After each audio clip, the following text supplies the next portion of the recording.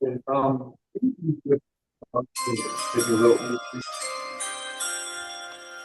All right. If you hear that noise, that means the NFL draft is coming. It's coming tomorrow night. It's coming quicker than Christmas gifts. It's Christmas Day for the NFL for the 32 teams or whoever can draft whoever. It's the opportunity to build your team for the future or get that one piece that you need for a potential run for the Lombardi Trophy that in 2027 February will be for the first time controlled by ESPN out in Los Angeles in Inglewood. So a lot to look forward to because this is like ESPN's big breakthrough year of NFL programming that they've been waiting for since they started their relationship with the National Football League 40 years ago. But obviously, the NFL draft is tomorrow night. You can see it on 600 different options or whatever. Everybody knows who's going to be there. Mel Kiper, obviously. But this is an interesting draft. Not that it's a bad draft, as people would think I'm calling it. I don't think it's a bad draft. I just think it's not a great draft as far as long term substance compared to what teams are looking at entering this season. Because apparently 2027 is one of the great drafts coming up. Who knows? But the fact is, this year's draft is obviously it's there's no drama at number one. We all know who's going number one. If you and and he and he won't even be there. yeah, and if you lived under a rock, you know who it's going to be. It's Fernando Mendoza. He's going to the Raiders. That was set in stone like in November, like on Thanksgiving. But obviously, that doesn't mean there won't be any controversies, any drama, and any other situations that might go along in there. So, like I said, as we know tonight, we have Matt, as we always have, and is here to join us, and they will go at it to see what the Eagles will do. Obviously, we will talk about the Eagles here, and I will bring that up here before they discuss. That will at the end bring out his mock draft for the Eagles, as he always does. He's been doing this forever and ever. But obviously, the big story is for the Eagles right now. This offseason has sadly been it's not been a major distraction, but it's just been a bunch of stuff that hasn't happened yet. And that's the story of Anthony Jeremiah Brown. I don't think that's his actual how his family calls it, but that's how I call it. Obviously, he's going to get traded, and it looks like he's going to New England. It seems that way.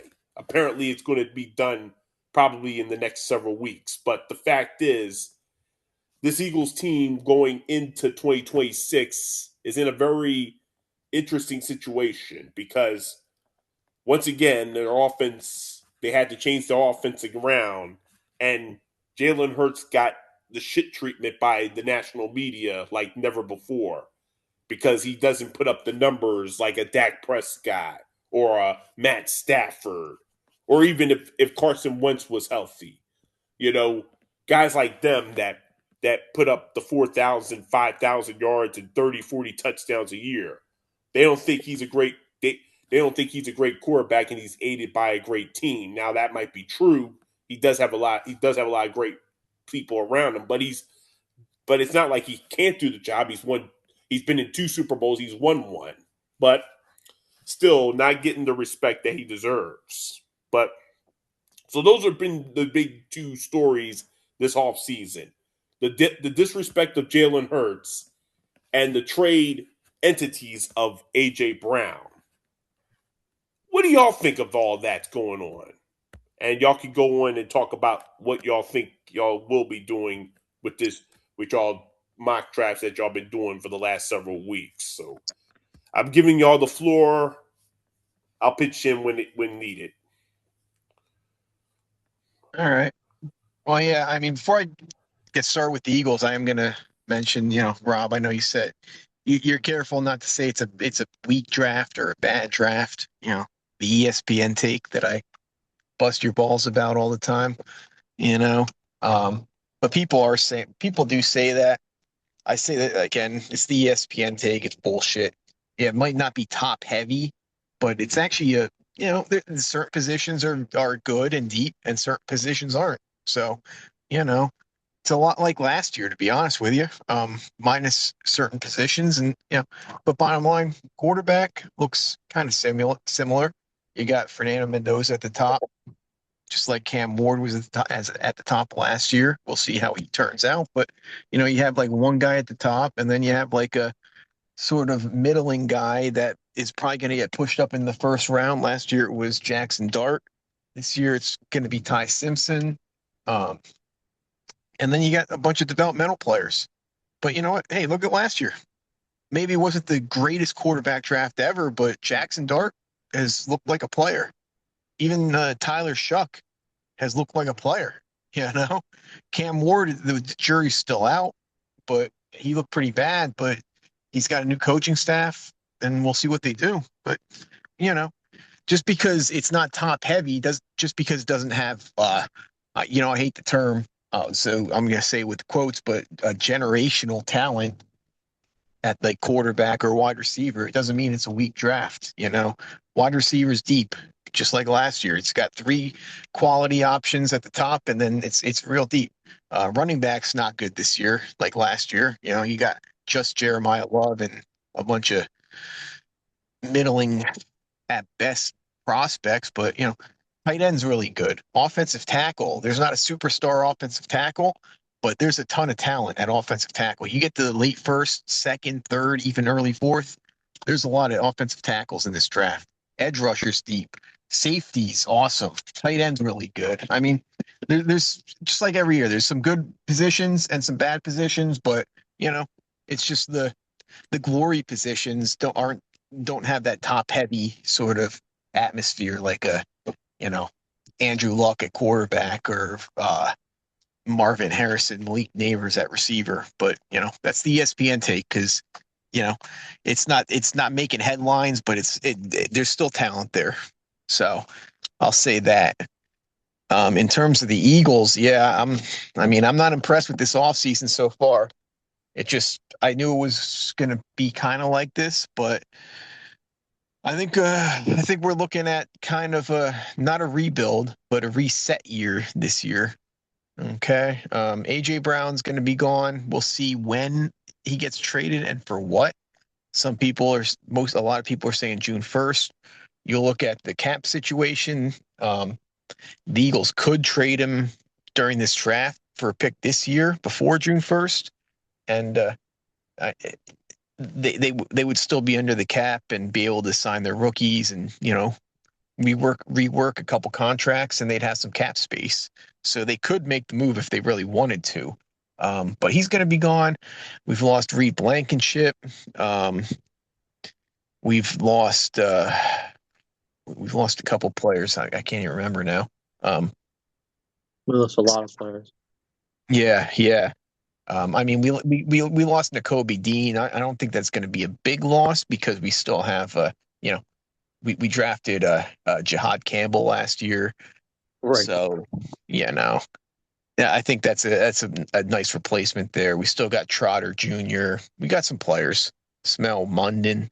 But no. I'm looking at edge rusher. You look at the Eagles and what we're going to need, man. We're going to need a lot of picks this year and for the future.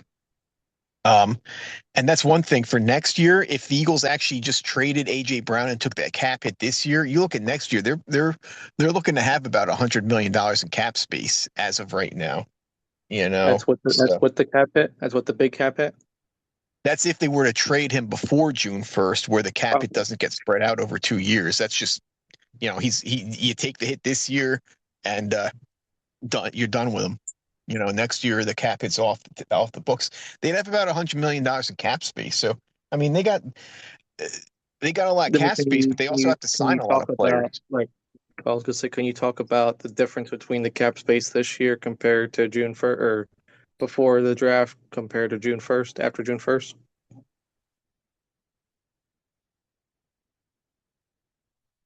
A lot of people are going to say, "Hey, can you hear me?" Yeah, I can hear you fine now. Sorry. Something just happened with my phone.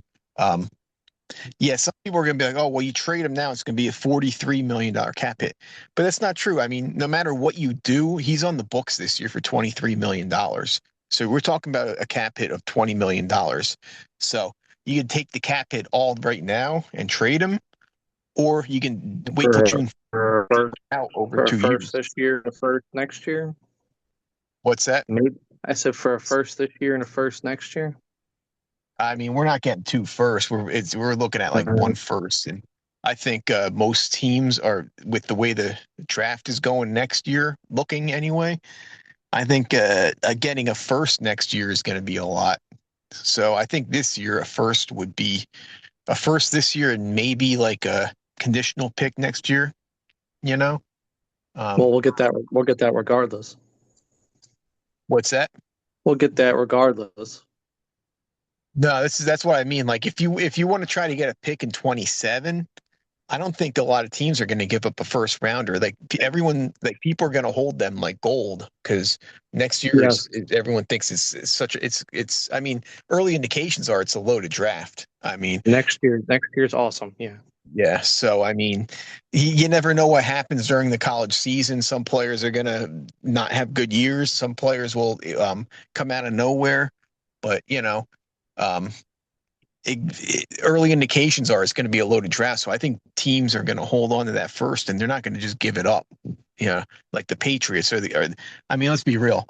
It looks Or like the AJ the Brown's going to Colts the gave it up. Colts Patriots. gave it up. Well, the Colts are a joke, but it looks like AJ Brown's going to the Patriots, which we've all been looking at for months now. Yeah. I don't think the Patriots are going to be willing to give up their first round pick next year. So I don't think so. yeah, so I think you're looking at if they could if the Eagles could make a trade somehow, whether it's taking the hit this year or Howie Roseman gets kind of um imaginative here and maybe they somehow work it out where the Patriots make the pick at 31 and then trade that player to the Eagles on June 1st. Somehow I think the Eagles are going to get that first round pick this year. And then in the future, in the next year, maybe they get like a fourth that could become a third, depending on whatever playing time or stats or whatever. But more of a conditional pick next year. But I think this year is the year they could get a first because, like you said, like we said, it's some people think it's not the greatest draft, but I think it's really good. I think you get to the end of the first round, second round, third round. I think there's a lot of talent out there. Even the like early second round, like picks like 33 to like 42. I saw a lot of still talent was still left. Oh yeah, yeah. I mean, and when you look at this year, the depth and the Eagles' needs. I mean, I think there's a lot of depth at receiver. Offensive tackle has a lot of maybe not the high end guys in the top 10. We're not picking top 10 anyway, but you get late first, second, third, even early fourth. I think there's a lot of talent there that we could try to develop to be the Lane Johnson's replacement. Safety is loaded. Tight end is pretty loaded also. I mean, the needs that the Eagles have, edge rusher is really good. Um, We the can get needs one that we late too. are pretty good.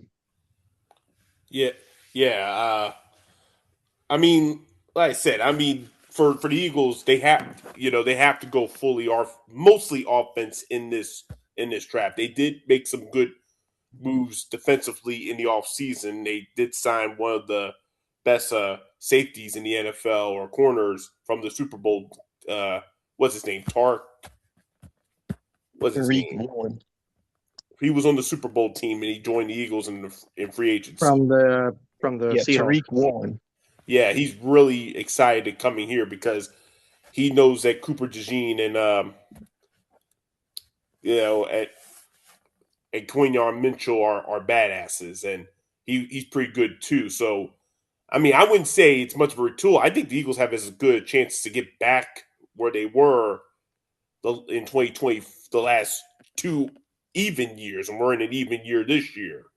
They can get All right. back. Yeah, well, I So, don't know, so man. I'm I'm a little worried about a lot of issues with this team, though, man. It's the cornerbacks are really good. I'm not going to say deny that, but we got holes at safety. We got zero. We got two defensive ends on this team basically that are worth anything. Nolan Right. Smith and I was gonna Jalen say, Flint. our key departures. Just to go back to that, we lost Reed Blankenship, who went to the Texans. Sidney Brown Yes. went to the Falcons. Dean went to the Raiders. AJ Dillon went to the Panthers. We lost Dodson, Granson, Hal, and Ojulari. So yeah, we're down to two defensive ends. Yeah, exactly. And safety, I mean, if you like Makuba and we got Marcus Epps, that's not some great safety duo to begin with, and there's no depth behind them. Um, Linebacker, I think, is pretty solid. Interior D line is good. I mean, obviously we got Jalen Carter, Jordan Davis, Moro Jomo, the guy that we drafted last year. Ty Robinson? Maybe he's something. Couldn't get on the field last year, but you know, maybe he's something. But then on the offense, I mean, the Well, offensive line should be awesome again. But we lost Stoutland. That's a huge loss. Whether yeah, it's not necessarily a that's player. something I'm worried about. I am Yeah. worried about that. But people have been saying that the new offensive coaches they like those guys. We'll see what they're Well, able to. Well, hopefully, but even so, like I mean, Stoutland was just you knew what you had. You knew you had a great offensive line coach that could take mediocre players and make them play like borderline Pro Bowlers. You know, um, I don't know that we have that now, and we need to find a replacement for Lane Johnson. We need a swing tackle, which would this year be a replacement for Lane, hopefully. But we need a swing tackle, tight end. Let's be real.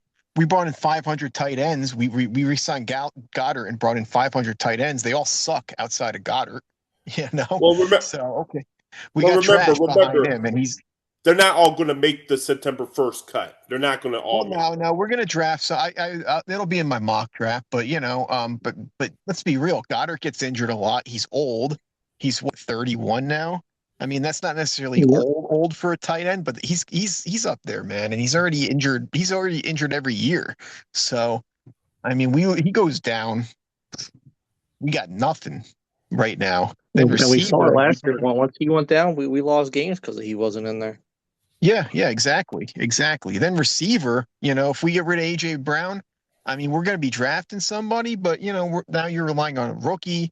I mean, obviously, we would be expecting Devontae Smith to really elevate He'll his be game into. the number one. Then we have Hollywood Brown, Yeah, you know what? and We, he's we past brought his in. prime. Yeah. Yeah, exactly. Savion We Wood. brought in a bunch of guys that are nothing, that are third and fourth, number three and number four receivers on any good team. Hollywood Or Brown he's injured all the time. He's got speed. He's the number three receiver at best on a Super Bowl yeah, team. Dontavian Wicks. I mean, come on.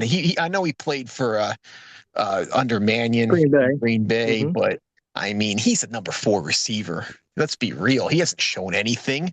Come And then on on. top of that, we extended him for $12.5 million. Yeah, I mean, that's just a shot in the dark at that point. And then what do we bring in? Elijah Moore. I've been saying since the year he was drafted that he's trash, and he's been trash all the time. He's a punt returner at best. So So you think these receivers are worse than James Trash and I Todd wouldn't go that Kingston? far. I'm I just wouldn't go saying, that and far.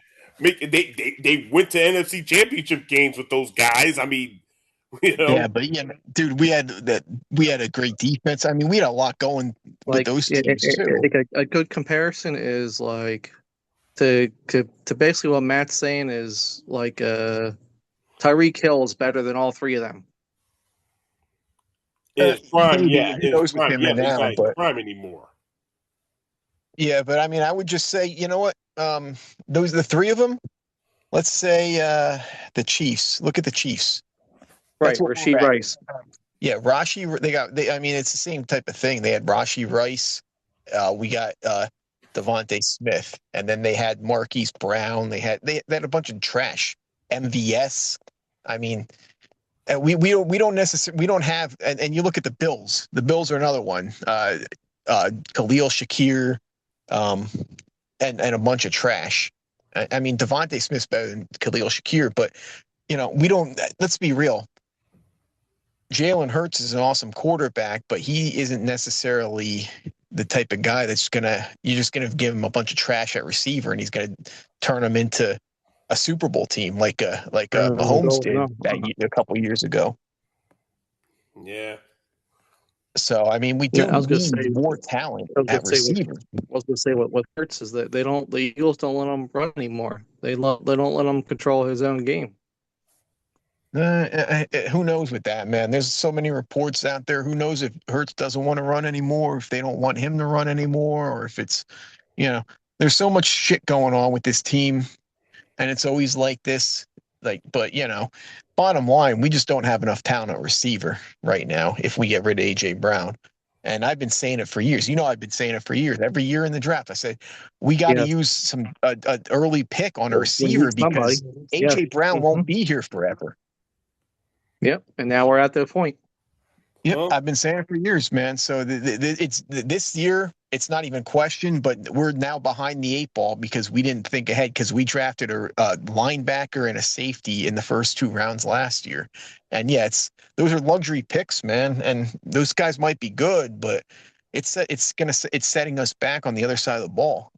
And I've been saying this for years. Well, you're saying we could have drafted like a receiver better than Trotter Jr.? Well, I mean, Trotter Jr. was like, what, a 4th or 5th round pick?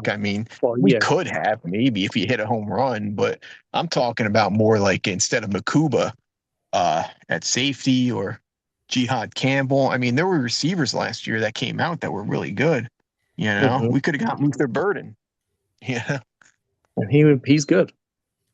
Yeah, I'd be happy if we had drafted Luther Burden last year. And we had him and Devontae Smith going in next year, and we could get like a first rounder for AJ Brown. I'd be like, yo, I'm happy, but right.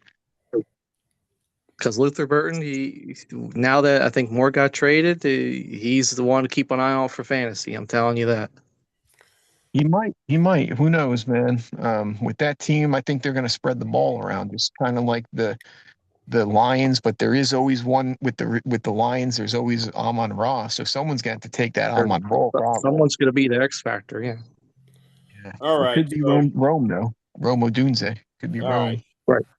So even though we'll have more to talk about the Birds and their draft situation with your mock draft and all that, let's get to the draft tomorrow night itself. Now, I mean, obviously, we're not going to go too harsh on the quarterbacks because obviously, we already know who's going number one, all that. We already mentioned that. So Ty Simpson is the definite number 2.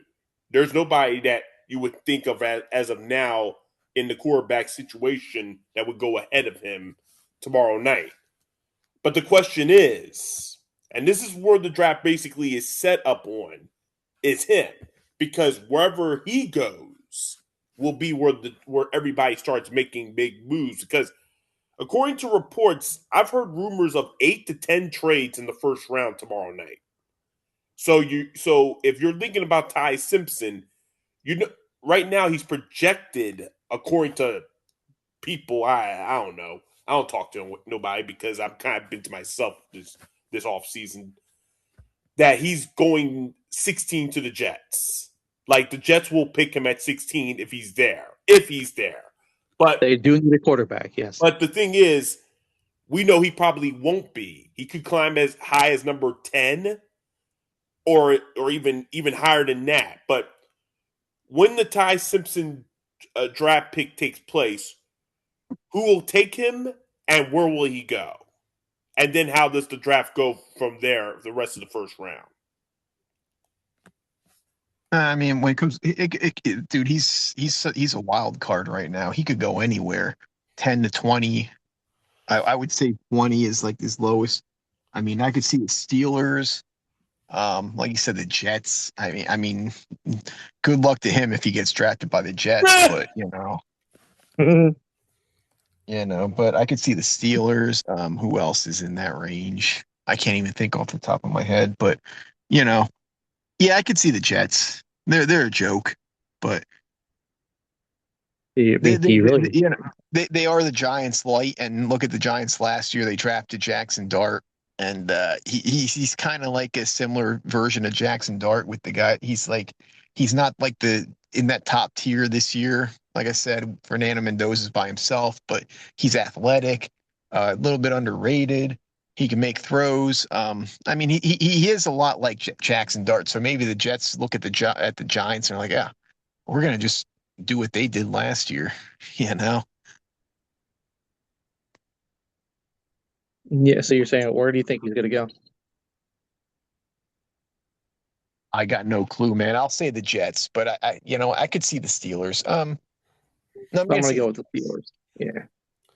I mean, if anybody's going to make a splash and they feel like they need a franchise quarterback. I mean, there's at least 8 or 9 teams that need a franchise quarterback. There's not many. There's only really three I can tell, and the other one would be Drew Aller because he was a big deal in Penn State. He got injured. he's a Yes. day 3 pick, bro. He's a day 3 He, pick. he's a very very But late I've pick. heard reports that he's done well and he's moving up draft boards. He's Basically, moving up, but like going into the combine, he was He's considered like a sixth probably rounder. fourth or fifth, sixth round pick. but people have said that he is a potential. Okay, he had the injuries last year, and Penn State sucked. But the fact is, a lot of people really believe he can be a really good quarterback in this league. And if he goes on Saturday, as y'all both are predicting, that might be a steal for whoever gets him. He could sneak in the third round maybe, but I don't see it, man. He's got a lot of issues as a quarterback too. And you look at the way he played last year, he wasn't very good. Like 2 years ago, he was awesome. He might have been like an early draft pick if he came out 2 years ago. Um, but last year he wasn't very good. Let's be real. Before he got injured. Um, so yeah, I think he's a day 3 pick. Yeah, Mm. I mean, as of now, I mean, really those are the only two guys I would start right away. Or, well, I would think Ty Simpson probably might wait a few weeks or a month or whatever, and then Nah, this draft there's really only like one quarterback, Mendoza, that could start right away, and they just brought in Kirk Kirk Cousins, Cousins, who your might not boy, even your start right away. favorite, Yeah, Yeah. the one you So go to Hardee's with, and Kirk yeah, Cousins. yeah. So I he mean, he might not even start right away. Mendoza could start, but I think it's going to be after week 6 he'll be starting. Yeah, so yeah, yeah, I mean, of course, everybody would say that's why the draft is kind of down, but it's not just because there's not a lot of good quarterbacks out here. Like you said, a lot of depth there's teams that are struggling with depth. Like you said, the running backs are down. It's Yeah. not a lot of Well, great tight ends I mean, this year. last year you said No, the running backs class sucked, and that was good. who, me or No, Rob? no, Rob did. No, no. Last year I said, yeah. Rob might have said that, but I said last year the running back class was all time, and it Or was. good, Tight yes. end this year is last year tight end was all time. I said too. This year isn't quite as good, but it's almost like it's that deep. There's high end talent. Tight end's awesome. Running back, yeah, okay. There's some guys though, but just like every year, there's some guys. I mean, Arian Foster was undrafted. You can find running backs anywhere, and Jeremiah Love at the top is maybe not all time type talent, but he's just below that. Like he's kind of between like Ashton Genty and Omarion Hampton last year. He's like in between the two, slightly better than Hampton and slightly behind Genty. You know. Mhm. So I mean, there's talent everywhere. There's talent. I shouldn't say everywhere. There is talent everywhere. I should say that, but there are some weak positions, but there's also some really strong positions, and you know, Well, just the wide receiver, I'm getting like the vibe is that the second round is where the wide receivers are going to jump off the boards. At least 8 or 9 of them could go in the second round, and yeah, there's that's where they're going to go. I mean, I can't see that. I mean, I'd like say you said, between the second and there's third some round, right? standouts, but you know, yeah. but from where I've known, it's like who is the standout guy, who is the top receiver that could go tomorrow night. Because there might not be a number of them going off until Friday. The number one guy is Omar Cooper. No. Yeah. No, like if you're looking at standard draft boards, I mean, it all depends what you're looking for. This wide receiver class, it doesn't have. It's just like last year. Like last year, it was Tet McMillan, Emeka Egbuka, Travis Hunter was like if he was actually like straight up receiver, he was awesome. This year you got three guys that are like considered in the class of their own, and that's Carnell Tate, Jordan Tyson, Makai Lemon. Oh yeah. Well, yeah. Yeah. Yeah, they're No, the top three on the list. Cooper's late first. Yeah. They're the top three. Then you get into Cooper. The next tier is like Cooper, Casey Concepcion, Denzel Boston, and there's a ton of guys. I'm a big fan of in the second round. Chad Bell. That's another one. Chris Bell. Yeah. No, I'm a huge fan of Chris Bell. He's going to be good, man. If Chris Bell goes to like the 49ers, if I'm in Dynasty, I'm jumping on him, man. He's gonna be good. But he does need some work. I talked about him. He was one of my picks for the Eagles when I did my end of season, like off season mock for the Eagles as in my draft. But he's good. I'm a big fan of Ted Hurst at wide receiver, Southern Georgia. He's Georgia. What's that? We got half our. I said, the Eagles like our Georgia. We got like half the teams all Eagles. Oh yeah. I mean, but yeah, no, he's I think he's gonna be. There's so many receivers, man. And when you get in that second, third, fourth round, there's a ton of talent there. Just like last year. Like last year had a ton of talent at receiver. It was just you didn't have the Marvin Harrison that's considered like a generational. But beyond that, you get outside those top 10, top 5 picks. There's a ton of talent here, and I think there's a lot of guys that could be really good in this league. It just depends. A lot of times, it depends on the system they're drafted into. They were how talking hard about they want to work. Tate and Dyson, which is just a matter of which one's going first. Yeah, and when it comes to that, you're literally talking about high floor versus high ceiling. Because when a guy like Tate, for example, he's got a high floor. You know what you're getting out of him. He's going to be really good. He's going to be like a Emeka Egbuka. Who knows? Maybe he could become like a JSN level, Devontae Smith even. But he's got a really high floor. You know what you're going to get. You're going to get a guy that's going to run Chris Sprouts, get open. He's big. He's strong. He can play the slot. He can play outside. He can do a little. He can do it all. But Jordan Tyson, man, when you look at him, he's got that super high ceiling and the low floor. Like you watch him on tape, and when he's on, he's sick. He's a force to be reckoned with. Yeah. Yeah, but then you can also watch him on like say 4th and 3, trying to run a slant, for example, and he can't even get off the line. So it's more about effort. He's got a lot of injury. He's had a lot of injuries, so maybe the down part of his game when you watch him on film, it could be injury related or it could be effort related. But when he's on, man. He's sick. So we'll see. But I mean, the talent's there. And then Makai Lemon is just like a good all around player. Maybe more so suited for the slot, but he's just a good player. He's just a good receiver. Let's be real. Yeah, like I said, I mean, let's look to the defensive side. I mean, we already talked about what the Eagles were doing defensively and what but obviously Caleb Downs is tated as the number 1 defensive player and could go as high as number 2. And that would be to the Jets, and the Jets need everything, basically. They need a brain, by the way, because they got nothing right. They got nothing going on. They called it back in the offseason with all their free agents. Let's bring back Geno Smith, who we didn't think was a first rounder. We made him wait a night 13 years ago. Let's bring in Micah Fitzpatrick, a top 3 cornerback in this league in 2019.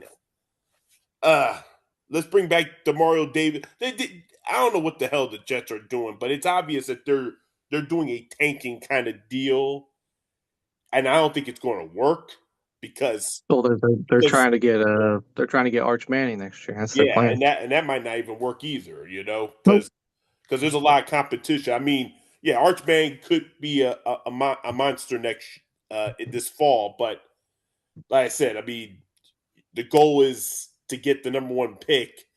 You got to obviously suck. I mean, how about catching a ball? How about a defensive player catching a ball from a quarterback first?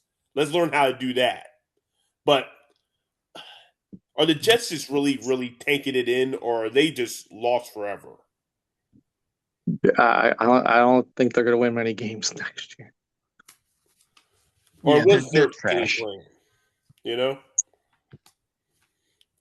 While all 3 of us buy the Jets, I think we We could between if we wanted to go between to a all game of us, next year. Yes, it would be the Jets. because between the 3 of us, one of us has a Bill Parcells mindset where we can turn a 1-win team into an AFC Championship contender in just under 2 years. We're one of the 3. We can do that, but I know we ain't doing that. Just bullshit. But still, that's just I don't know. I don't know Yeah, what if I wish I had the money to buy the Jets, man. I You know.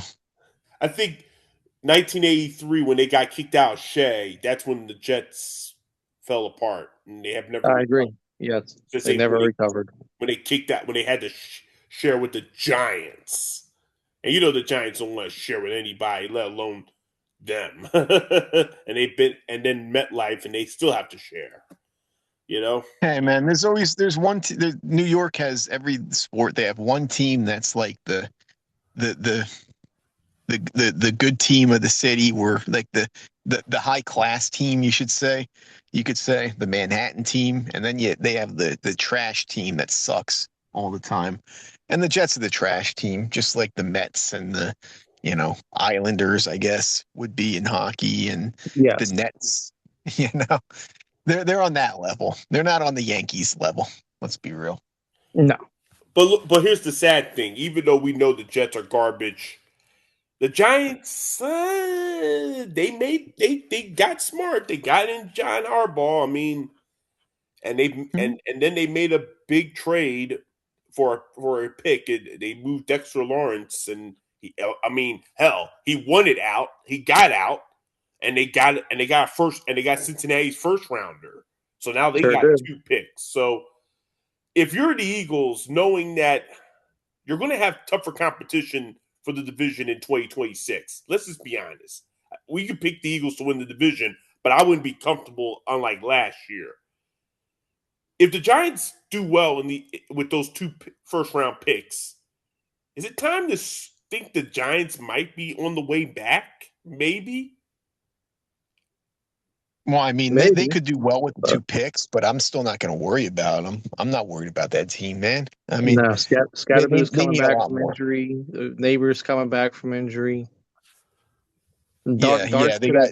Dark's gonna have to throw like 30 touchdowns, which is not gonna happen because he does the rushing stuff too. He's also going to have to stay out of the concussion tent because every single game he's in there getting checked because he's taking so many hits. They got to. Yep. He takes hits to begin with, and they got a bad offensive line. Their defense sucks, and they just, like you said, they just traded Dexter Lawrence anyway. I mean, this team's gonna need some work. This isn't going to be like a one off season fix. Well, we'll see what happens. I mean, but I just think that you know Could it come down to us and the Cowboys, and I would I probably don't even favor think the us. Cowboys are going to be that great I this don't year sweat the in a way. I Cowboys. mean, No, I know they're looking for a lot of defensive help. I've heard of Sonny Skiles. I think that's his last name, Styles or Skiles. Styles. Yeah, they really want him. They really want him according to reports. Of course, they decide not to pay. They're not going to pay George Pickens today. They're going to make him play on the tag. Let's see if he signs it. But the Yeah, fact is, They said he might hold out. I'm not worried about the Cowboys and George Pickens. I mean, let's be honest. The second he becomes unhappy, he's a pain in the ass. You know, way more than AJ Brown. So okay, go ahead, don't pay him, and just make him play on the tag. He's gonna be a pain in the ass all year. All year long. and then Washington. I mean, look, it's still the Commanders, but it looks like the Red Manders. That's my new name for them, the Red Manders, because they're bringing back the old skins jersey, and then the tomahawk for the road, or the alternate with the tomahawk from about 1960s.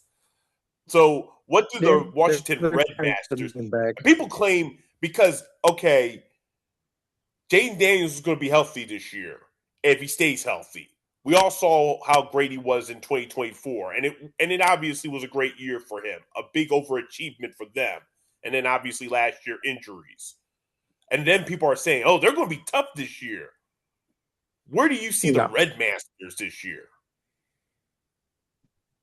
Me? they might be lucky to get 7 wins. Yeah, I don't see them being great. I mean, I'm a Jaden Daniels fan. I told you when he got drafted that he was going to be the best quarterback in that draft, better than your boy Caleb Williams. But this That's team is Kwame's another boy. team that needs. Yeah, I mean, they need work, man. They were the oldest roster in the league last year. I mean, they're not going to just. They kind of like went all in last year and they sucked. So they're going to take some work, and I don't think even if they hit a home run with, I don't even know where they're picking now. It's top 10. I forget their exact spot. I think it's ninth, Yeah, seventh. seventh. All right. Yeah, even if they hit a home run at 7, they got a terrible defense, terrible offensive line. What do they got at receiver? Terry McLaurin. That's it. 75-year-old Terry McLaurin. I mean, it's Jaden. Is It's Debo Jaden still there, or Daniels. did he leave? No, he's still there. He's still there. All right. And he'll be healthy this year. But still, come on, him and Jaden Daniels. That's the whole team we got right now.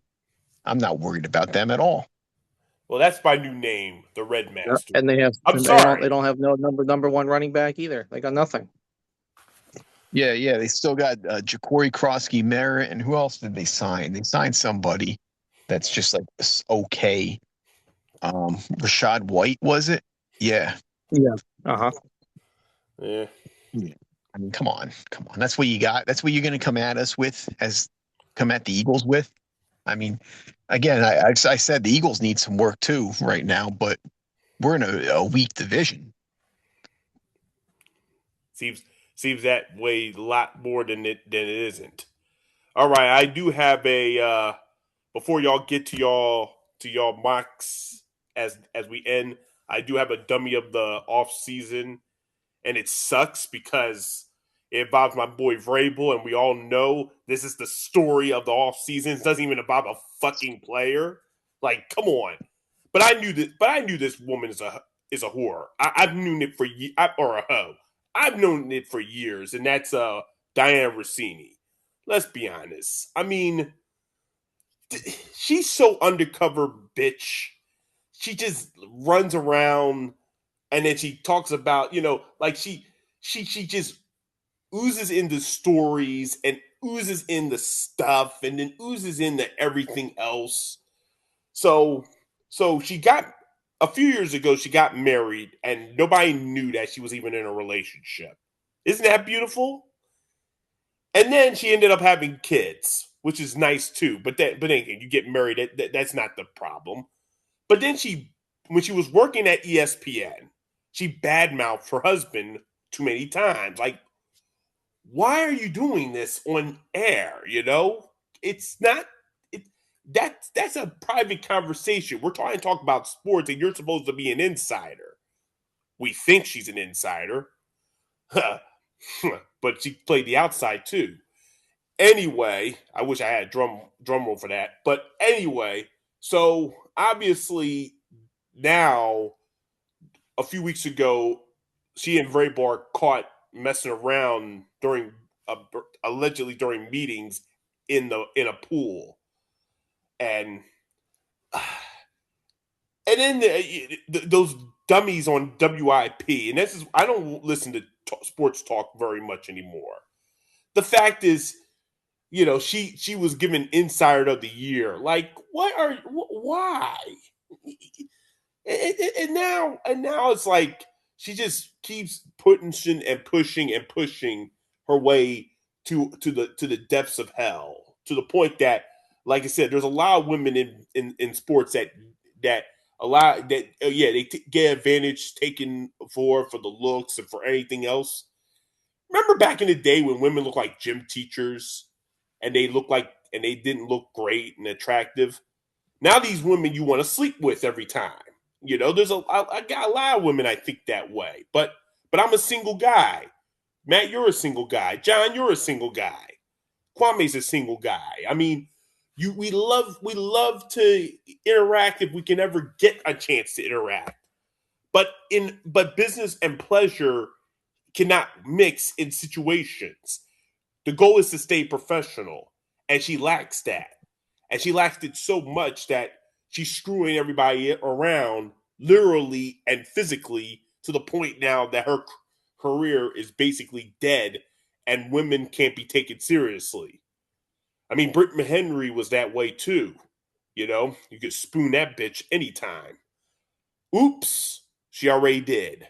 So at the end of the day, it just makes me, it does hurt the reputation, because women should be treated the same way as men in this business, as respected, get the right get the right storylines and everything else. But at the end of the day, if you're acting if you're acting like you should be working in Vegas as a call girl instead of actually working, in these NFL stadiums doing the work, then you shouldn't be doing this business at all. And Diana Rossini sadly has set back all the women in sports, at least in the NFL, on the NFL's case, for at least another 4 or 5 years, for respect. Like I said, I wouldn't do anything to screw around. If it's the business, let it be business. But in a professional environment, be a respected person. So then you are the dummy of the off season, and go back to whatever the fuck you do, or just keep fucking somebody else.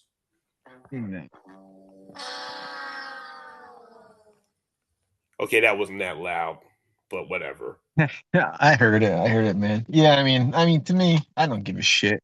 The players, the coaches, everyone's going around fucking everyone. So who gives a shit? But Yeah, but apparently that's a new thing. it shouldn't be the story of the off season. All right, I mean it just Well, it shouldn't be, but it's the media stupid. is just trying to create something out of nothing at this point. They're just trying to get something going on. It's just pathetic. I mean, she's pathetic enough, and Rabel got caught. But at the end of the day, it's like, why? You know, just I don't know. Anyway, so we got that crap out of the way. All right, so we've reached the point where everybody's looking forward to, and we do this every year, and we're doing it again this year, 2026. Matt's famous mock draft for the Philadelphia Eagles. Obviously, my prediction and my hints is it's going to be very, very heavy on offense. I might be wrong, but my prediction is if they do in your predictive deal, they will draft an old lineman in the first round if they keep a first round pick. Because obviously, if they play the trade a thon like everybody else, it seems like going to, they may not pick in first round. But you know more than I will. So the floor is yours, Matt. Do your thing. Well, before I do my thing, I was like, John, do you have like your own draft, mock draft for the Eagles? I did, but it's not, as in depth with yours wise.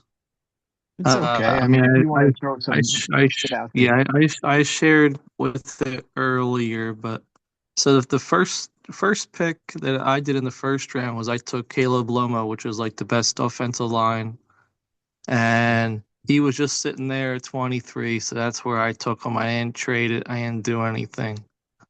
Then then I ended up not picking again until 68, and I got Genesis Smith, a safety at Arizona, at 69, which means I traded up to go get an edge rusher. I got R. Mason Thomas. Then I took a tight end at 85. You're right, there's a lot of tight ends, and, so I just got Max Clare late. Then I moved to get got him at number 85 selection. Then at 98, I got Zachary Branch. Then I didn't draft again until 141, so I got wide receiver Kevin Coleman. Then I got a defensive tackle, Demonte Capehart at 178. And my last pick was Naheem Tucker, another edge rusher at Western Michigan at 190. So I did a couple trades. So ended up getting in return for next year. I got a Green Bay third round pick and 2027 pick. And so I traded away picks 54 1 to Bay. I traded pick 56 to the Steelers and traded pick 76 to Houston. So, and 114 to Houston. Okay. Yeah. Nice. I like it, man. So grade me in A minus, and I don't really know if it deserves A, but to me, I like basically grades it on like in the way that you got the. So.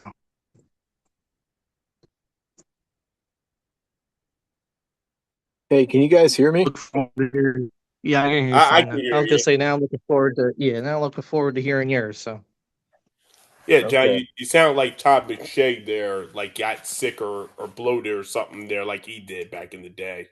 Yeah, you were breaking up for a second there, but okay. okay. That was me. I mean, I know they went this warfare, McShay and Kuiper again, but then he got sick and then he had to leave ESPN, or they let him go, McShay. But he looks like he's doing better, allegedly.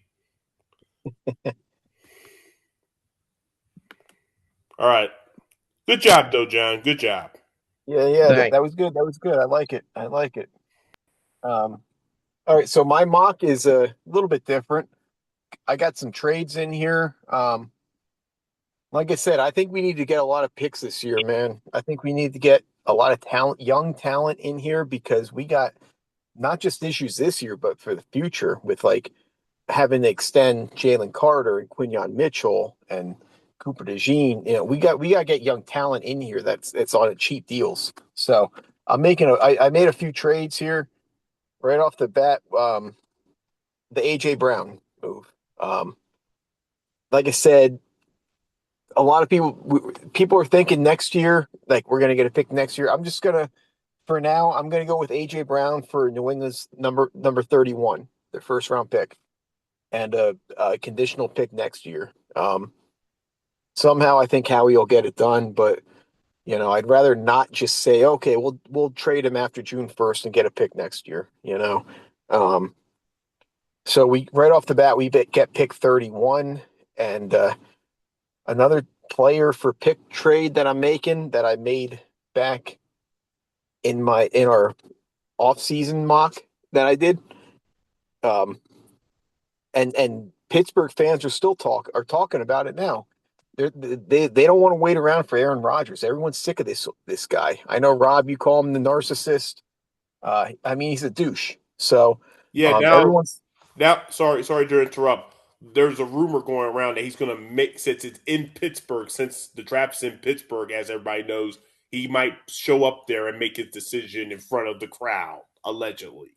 well, we'll see. I mean, that's a possibility. I don't know, but I mean, if I'm Pittsburgh and it gets to tomorrow at or even Friday at 7:30 p.m.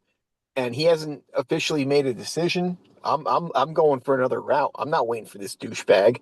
So I'm looking at Tanner McKee. We signed Andy Dalton, or we traded for Andy Dalton, I should say.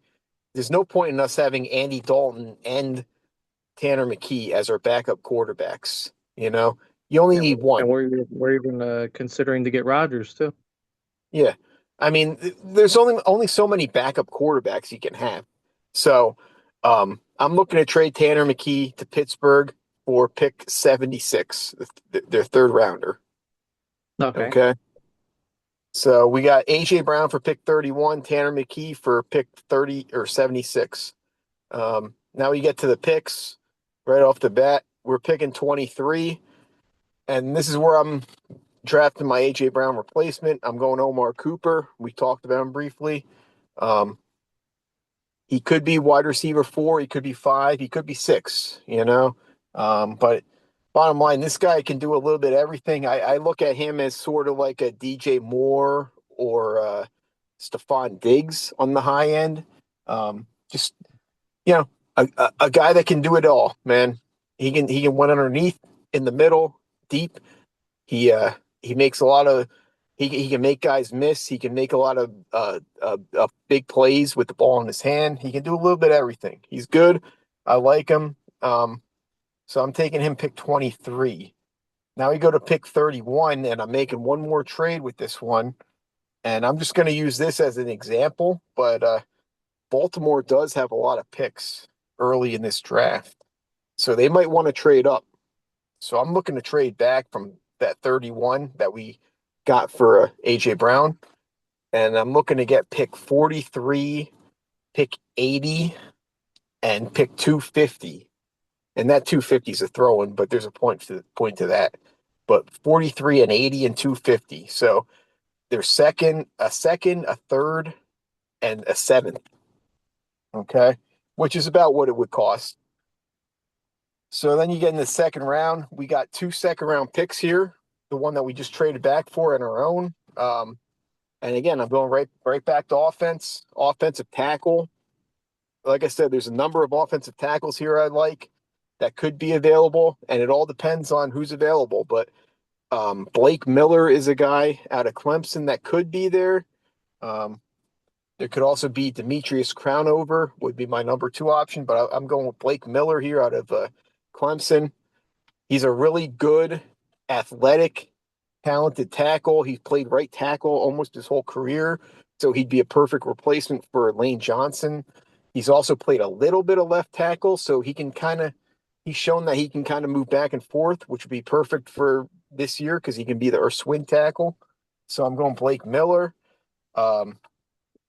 And our other second-round pick, you know what? I'm not taking any chances. I've been saying we need receivers. So I'm going right back to receiver. I already mentioned him, Wow. Ted Hurst, Southern Georgia. You're talking about Omar Cooper comes in. He could be like sort of a slot. He can kind of move around. Ted Hurst is a developmental guy, but dude, this guy could be sick. I mean, 6'4", 210, big, strong, wide receiver. Runs a 4.42. You look at the way he wins his routes. He just he can overpower people. Once in a while, he gets a little sloppy with his handwork, but you can see the way he moves his hands and the way he does everything. He can really get off the line. He sinks his hips. He's not just like a big guy that like has no athleticism. Like in and out of his breaks, he sinks the hips. He can really he can really run routes. And he's a guy that Steve Smith. Steve Smith is like has been really good at scouting wide receivers.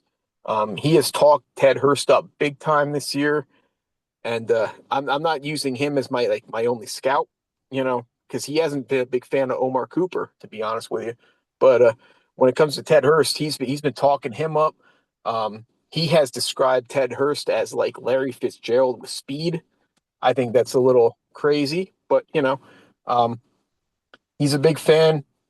Ted Hurst describes himself as like T. Higgins. I could see that. I think Nico Collins is a better, uh, Mhm. uh, it's a more accurate comparison. So, but either way, I'm going two receivers in those first three picks because I don't want to miss after we just got rid of AJ Brown, because that's just, I mean, just look at when we traded for AJ Brown and the Titans.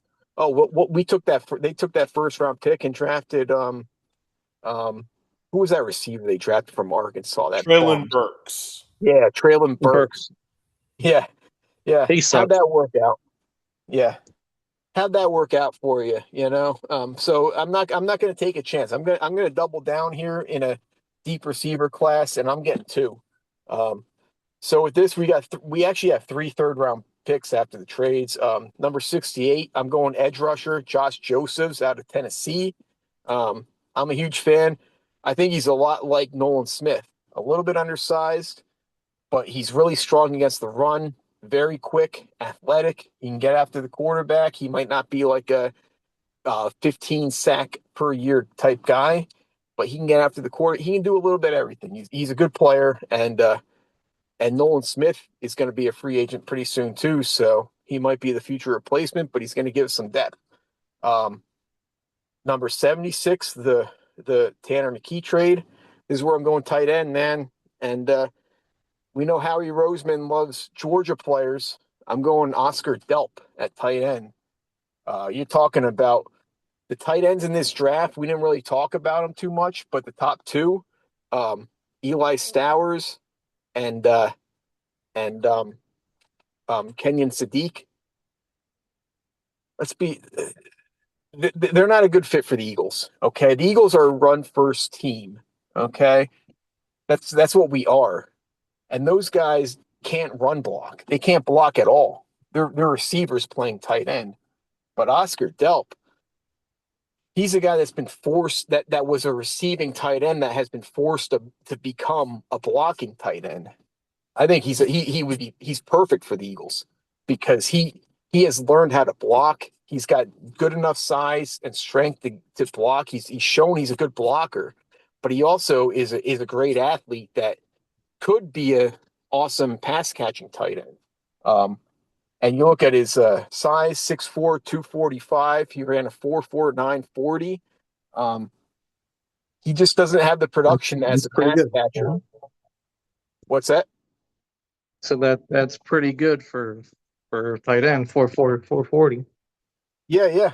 No, I mean the guy is a great athlete that's been forced into a role, because one thing with Georgia that we've seen with guys like Jordan Davis and Jalen Carter, everyone's got like a specific role that they play, in that system, and everyone has to go with that. And when Brock Bowers went to the NFL and Georgia lost the offensive coordinator, and they brought a new guy in. They got a new system now. And Zachariah Branch was like the underneath the guy, and Oscar Delp was forced to block. And he's learned how to block.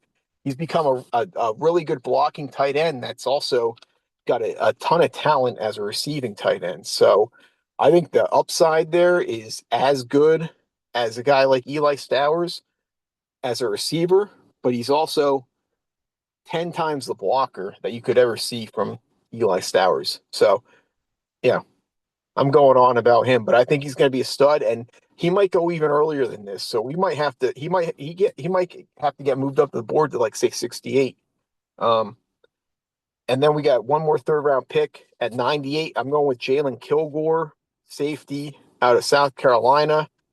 Um, and again, we need safeties. This is a loaded safety class, and this guy can play, man. He can move all over the secondary. He can play deep. He can play in the box. He can play in the slot. Makuba's kind of like the deep safety. This guy's kind of like the guy that can move up a little bit. And I think he's another guy that I'm a big fan of. With all these trades, we got 2 4th-round picks. First one, pick 114. I'm going quarterback. We know Howie Roseman is going to draft a quarterback somewhere in this draft. He always does. Just is what it is. So I'm trying to get in his mind. And 10 years ago, I think it was exactly 10 years ago, we drafted Carson Wentz number 2 overall from North Dakota State. With this one, I'm going right back to North Dakota State. I'm going Cole Payton at quarterback. He's actually like he's got a prototypical quarterback build. He's big, broad, strong arm guy. But he's also a great athlete. He can run with the ball. He's got good 40 speed, good athleticism. He can make plays with his legs too. He does have to work on processing and all that. That's why he's going in the 4th round. He's a developmental player. But you know what? We know how he's going to draft a quarterback, and you could do a lot worse than Cole Payton from North Dakota State. Other 4th-round pick. We got a couple more picks yet. I'm going 137. I'm going tight end again. 2 tight ends. I'm doubling down at tight end. Why not? We got a bunch of trash, like I said, behind Dallas Goedert. We got to get his replacement, and probably we really need 2 tight ends. And Rob knows. You've seen it over the years with the Ravens. They've drafted, Hayden Hurst, and then they came back and drafted Isaiah Likely. No, Mark Andrews, same draft. Oh, Mark Andrews, right. Yeah, no, years ago. And it's like, okay, everyone was that like, was what are you doing? 2017 or 18, one of those years. Yeah, exactly. And everyone was like, what are they doing? They just drafted a tight end in the 1st round. Well, hey, how'd it work out? Hayden Hurst was a bust, and Mark Andrews was a sick tight end. And it's happened with the Packers, who just happened to be where, Sean Mannion came from a couple years ago. They drafted Luke Musgrave in the 2nd round, and they came back and a couple rounds later and drafted Tucker Kraft. Who's the better tight end? So I'm going tight end 2 times this draft, because next year you look at the tight end class, it actually does look to be really weak. So I want my guy this year. Okay. So I'm going a very safe pick with this one, and that's Dallin Bentley from Utah. And we're talking about a guy 6'4", 265, runs a 4.62 40, which doesn't sound great, but for a guy his size, that's awesome. He's very athletic, 9.37 RAS score. This is a guy that is very smart. He finds holes in the defense. Very good in zone. He finds a hole in the zone, makes catches. It's kind of weird with his blocking. He was amazing. He's an amazing pass blocker. He had allowed 0 pressures last year as a pass blocker, but as a run blocker, he needs a little bit of work. So that's a little bit weird as a tight end, but he's got great hands too. 0 drops last year. So, but bottom line, this guy I think is going to be sticking around the league for a long time because he's a big, strong, smart tight end that can block. Needs to work a little bit on his technique as a run blocker, but bottom line, I could see like a Brent Selleck type career out of him. Okay. 3 more picks. I'm not going to get too crazy with them, but pick 178, 5th round. I'm going Renee Conga, defensive tackle. This guy came out on his pro day. He went berserk, man. He ran he had a 9.78 RAS score. He tested elite in almost every category of testing, except for his bench was low. He only had 20 reps. His shuttle was a little bit low, but other than that, this guy for a 5th round pick. Howie Roseman loves really athletic interior defensive linemen, and I could see him being a pick. 2 more picks. Pick 197, 6th round. This is where I'm getting a running back because we do need another running back in here, and he could play receiver, but I think he's a running back, and frankly, I think he's a better fit for another system. But I'm a huge fan. Eli Heidenreich from Navy. Um, I mean, go watch this guy. Go watch this guy's film, man. He, he's ridiculous, man. He's his RAS score, all his testing numbers. You look at him and his testing numbers; they almost mirror Christian McCaffrey. I'm not saying he's Christian McCaffrey, but you know, those are the numbers that he puts up. And you look at him on tape; he has the same movement skills. Um, the receiving ability. He played receiver a lot. Navy has a weird system, so it's tough to sort of scout their players. But I mean, he's playing receiver and he's averaging like 19 yards per reception. He's playing running back. He's juking guys out of their jocks. I mean, the guy's a player, man. I think if he goes to the right system, he could be sick. Um, and then that 7th round pick that we traded for that we got in the AJ Brown trade, pick 250. I'm going with a perfect Howie Roseman pick here. Um, Howie has drafted. He's shown he'll bring in a lot of like international or weird picks. Um, Jordan Mailata is the prize of that group. You know, he's brought in Jeremy Bloom.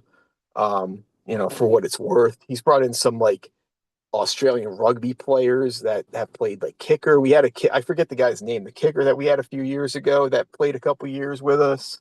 We had a tight end that was kind of like a blocking tight end. But how he loves hitting that like just that late pick where it's just like a guy that's like a great athlete that comes from a different sport and is let him try to develop. And this is a 7th round pick. Throw him on a IR, let him develop. So I'm going with another defensive tackle here. And I sent you guys this pick a month ago. Defensive tackle UR Bernard from Nigeria. He's not even a player. He never played football in his life. Okay, but he tested at the international combine, and his testing numbers were so insane that he's just an athletic freak, man. And you may as well bring him on the team and let him sit on the practice squad for a couple years or IR for a couple years. 6'4", 306, 6% body fat, 10.10 or 10 foot, sorry, 10 foot, 10-inch broad jump, 39-inch vertical, 4.6340, 1.6 10-yard split. His RAS score, if you put his RAS score in, perfect 10.0. I mean, the guy, if you look at the picture of the guy, Yar Bernard, the guy is absolutely jacked. I've never. Yeah, I'm looking at him right now. Yeah, it's fucking ridiculous, man. May as well just bring him in. Defensive tackle, let him learn. I mean, defensive tackle is a pretty easy position, one of the easiest positions in the NFL to learn because it's more about hand movement and you know, uh, want it more than anything. You got to want it. Just like Charles Barkley was 6'4", but one of the greatest rebounders ever because you know what? He wanted it more than the other guy. So, And so isn't this the same program that Jordan Mailata came from, or no? yeah, it is. That's what I'm saying. Howie Roseman has no problem going to that program, the international program. He got Jordan Mailata. He's got a couple Australian rugby players that stuck with the team for a couple years and maybe not amazing players, um, but he loves bringing in like late rounds, bringing in a guy that has high upside and just saying, hey, you know what? We're going to bring you in. And then he sticks him on IR. Hey, he pulled a hamstring. He's out for the season. Stick him on IR and then let him get a coach and work with that coach for the entire year to develop his skills. But that's the Howie Roseman move, man. That's what we've been doing for years. So I think he's a perfect fit for us. All right. Like I said, I think it's a decent draft. I mean, I see you getting 2 tight ends, 2 receivers.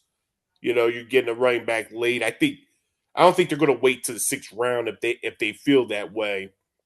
I know. I mean, I wouldn't think it's risky to take a receiver over an O lineman first. I would have gone the other way around, but like I said, the Eagles obviously this is more of an offensive. They have a lot of needs offensively. So and of course they obviously will go defense at times as well. So, but Yeah, well, when it comes to offense, O line versus wide receiver, like I've been telling you, it all depends on who's on the board, man. I mean, if a bunch of receivers go and there's some O linemen on the board at 23, then they'll probably go there. But they're just gonna unless they trade up for a guy like there were some rumors a couple weeks ago that maybe Jordan Tyson would fall, and then maybe they might trade up for him, but you know otherwise they'll just let the draft fall to them. And if it's an offensive lineman that's best available, they'll grab him. If it's a receiver, they'll grab him. You know. yeah. All right. Yeah, Well, me and Matt talk about whatever we look at, like value, whatever the value is like, especially in fantasy football, that's where like you do. But that's what they do in the draft as well. Yeah, yeah. See, the way I'm looking at that first round with pick 23, if they sit at 23, um, I think those top offensive linemen are all going to be gone because I'm a big fan of Monroe Freeling from Georgia. Um, He'll I be think, good. Mhm. yeah, Caden Proctor from Alabama, I think he'll be gone. So, I mean, you get to that point, I think a receiver might be the top option there, but we'll see. Who knows? we'll see what happens. I mean, it's expect a lot of trades in the first round more than normal because it's obvious that this is a draft where a lot. Of course, it's always going to be needs for teams, but a lot of teams are kind of wondering where they stand in situations. So if they're thinking that if they're going to low value and just trade around instead of thinking, if they're thinking that 2027 is this great generational draft, then obviously Yeah, we're going to see what happens here because this first round should be very interesting once they take care of Fernando Mendoza. And they might not even have to worry about waiting around because he probably secretly has already been signed by the Raiders. He's not even going to be there in Pittsburgh. So, good for him and whatever. But the fact is, the thing that bugs me about the draft for the prospects that are making the trip to Western Pennsylvania, like my sorry ass did a couple weeks ago for a different reason, is that they're not all going to get picked tomorrow night, and that's what makes me upset about the draft in a way. It's kind of like like I said, man, you go on some rants about some stuff, even though this is not dummy of the week stuff. This is kind of a small rant. I wouldn't. I'd rather just be with my family, and not worry about all of that. Because let's just say, okay, if I'm not a top 5 pick, then I'm just gonna be waiting around for hours. And it's like, okay, you know, you want some coffee here, Rob? You want some water here, Rob? What about a massage? Even though you're okay, I don't have a girlfriend right now, but let's say look, you're your girlfriend here watching you and all this. And then it's 10:30, 11 o'clock, your name still ain't called. It's down to the 25th pick. And then by the time you get to 32, it's between you and some other schmo. And the schmo goes, and you're like, damn, they wasted my whole goddamn night. I could have went and did something else, like, went and got me a Polani Brothers sandwich or something like that. To me, it's almost like what Fernando's doing. I'm respected. I can respect. But we'll see the prospects that will be there tomorrow night, and hopefully all those prospects get drafted in the first round, and you don't have to be embarrassed because teams are not figuring out other people. But like I said, we have a whole weekend. There'll be people there night 2 that believe there'll be a second rounder or a third rounder, and then obviously whatever. But still, this should be an interesting draft still.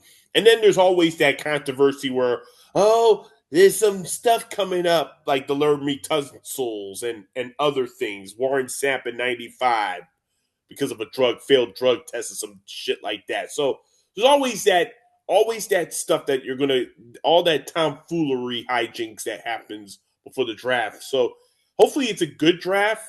It's a good coverage and all that, a good scenario, and good luck to the prospects tomorrow night that are there. And like I said, we'll see if if some of these people, and I'm going to predict this, Matt, since we know all of them aren't going to go on your mock. I'll say 3 of those names will be Eagles by the end of the draft. I'm gonna say 3 of them. That's my prediction. 3 of those, 3 of those names you mentioned will be birds. Yeah, we'll see, man. I mean, some of these mock drafts I do, like I get like 1 or 2. Like last year I had Smail Mondin as like my was the only one I had. But some years I pick them all. Like that year that we drafted Derek Barnett first round, it wasn't a good draft, but I picked like pretty much every pick. There might have been one Yeah, pick you did.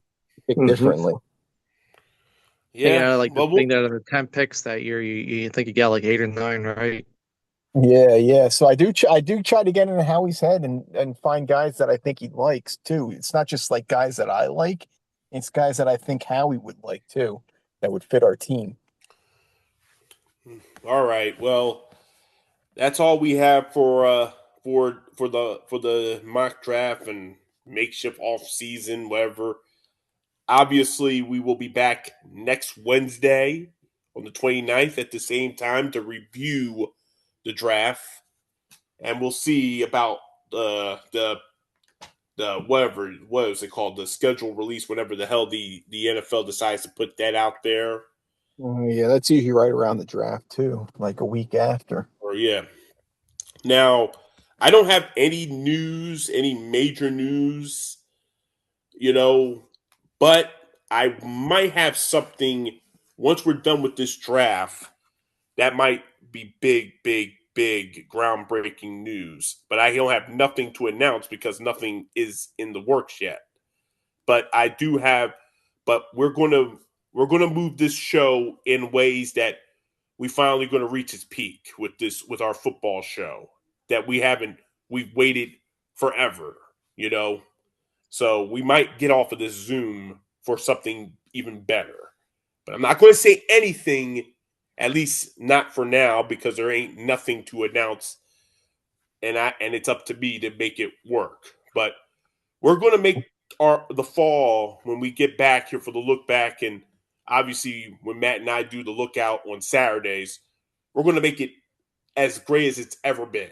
We're taking this to the next level, real next level. Kind of like ESPN when they brought WWE into their family. No, no, no, no, no, no. But still, we're going to do some. We're going. Y'all going to enjoy it.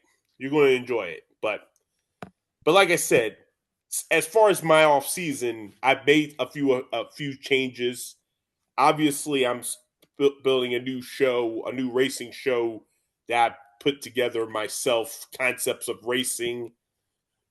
Just me talking about stuff that's going on in the sport right now in motorsports. And when we don't have the look back, the look back music, obviously, but this is if you're a fan of a certain show back in the '80s, Matt, because John wasn't alive when this came out, sadly. But if you were a fan of watching children's programming, you might hear.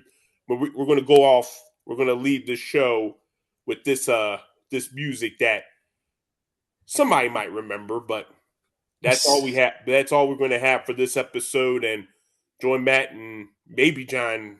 John, you'll be here next Wednesday for the recap. As of right now, yes. All right. So we'll recap. Mhm. All 3 of us will recap. Maybe I can convince Kwame to join us. Maybe, but we'll see what happens. But like I said, join us for the recap next week.